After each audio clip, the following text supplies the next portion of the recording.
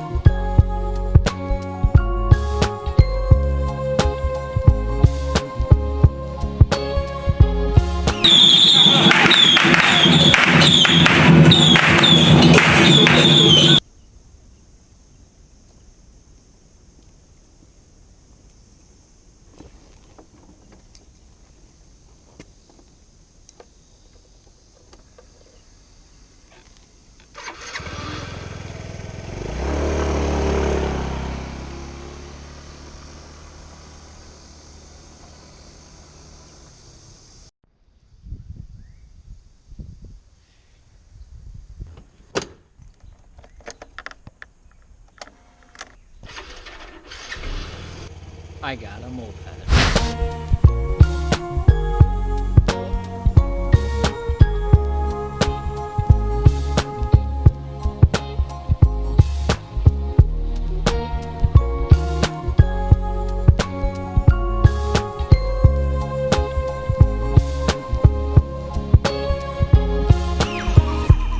Now I have absolutely no idea how many cc's this moped is, or how big the engine is, or really anything about it, other than the fact that it has, Yamaha written on the front of it. And my landlord just one day asked, "Hey, you want to rent a moped? How much?" And he named a price that was like, I don't know, $5 a day or something like that. And I was just like, yeah, I want to rent a motorcycle. Now what this thing does is it gives me access.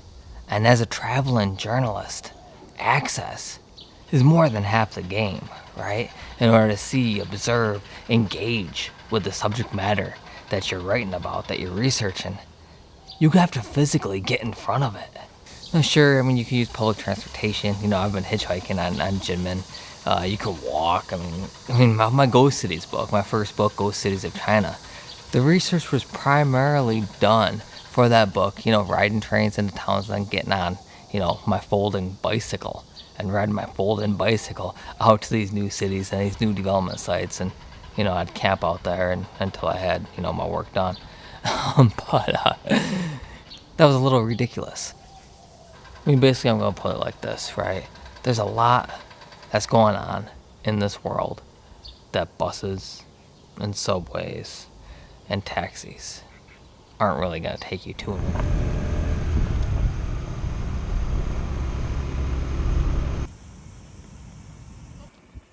There it is. It's true. There is a Starbucks here. Now, the reason why I'm surprised by this is because when I first started coming here about 5 or 6 years ago, there was no sign of a Starbucks. There were no big malls. There was almost pretty much the only sign of the outside world that was here was a few 7-Elevens. That was about it. But now there's these, 2 large duty-free shopping malls, and that one of them apparently has a Starbucks. And the whole plan here, Kinmen kind of looks at itself, and a lot of other investors kind of look at this place as kind of like a final frontier of development in the eastern realms of China. And yeah, in this context, I am including Kinmen in with the bosom of, mainland China, even though politically separated, they're geographically one and the same. And the plan has been, for many years to have this Cross-straits, special economic area. China already built their half. China's only 3 kilometers away from here, if that. You know, the whole idea is that Kinmen is the other half.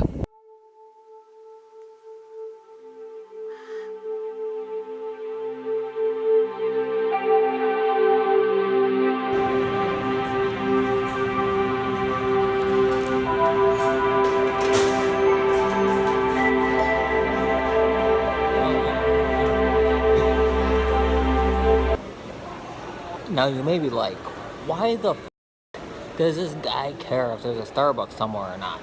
There's Starbucks is everywhere. And that would be a completely logical thing to ask. But the thing is, that up to like 3 or 4 years ago, there were no Starbucks here. There were no shopping malls. There were no duty-free, you know, luxury goods, you know, like outlets. But now, I mean, 5 or 6 years after I started coming here, they're bringing in things like, you know, Starbucks. They're bringing in things like these big, massive, you know, duty-free luxury shopping malls. They're bringing in like Nike, and they're bringing in all these different like brands. And Kinmen is Kinmen Island, you know, a place that's like known for being, you know, traditionally Chinese, for being like kind of cut off and like, you know, like kind of like walled off from the rest of the world, has opened up. I mean, this place is pretty much built solely for mainland Chinese shoppers, which could very well become the story for all of Kinmen. My name is Jin Yibo. Jin Yibo, and you're from Zhengzhou Yes, in Henan province of China. yes. Which is like in central China, right? We are number 19 middle school. Mm-hmm. And why are you here on Kinmen? We are here for trip. Okay. 夏令营 Why? But why Kinmen? You can go anywhere in the world. Why Kinmen?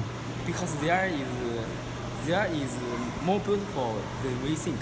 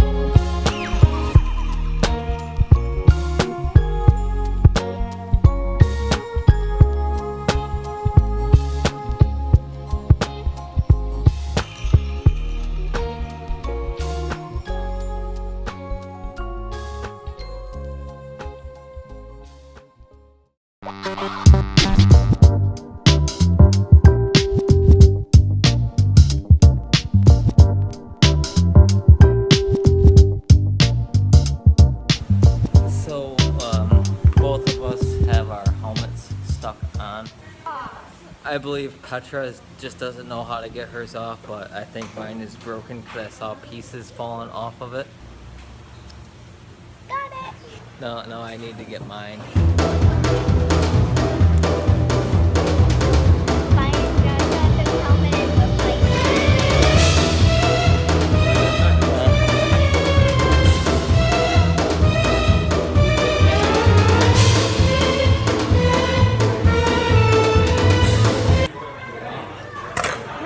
I'm free.